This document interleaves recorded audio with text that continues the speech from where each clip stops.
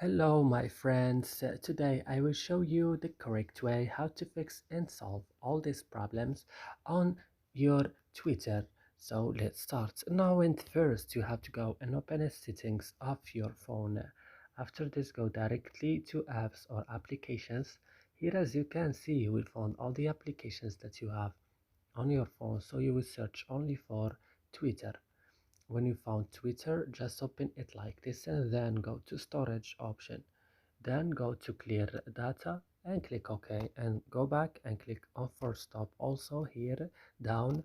I used it before. And then what you should do, go to Play Store and update Twitter if it's not updated. And then the last things is going to restart in your phone. So I hope this video is helpful for you. Don't forget to like, subscribe in our channel. See you in another video.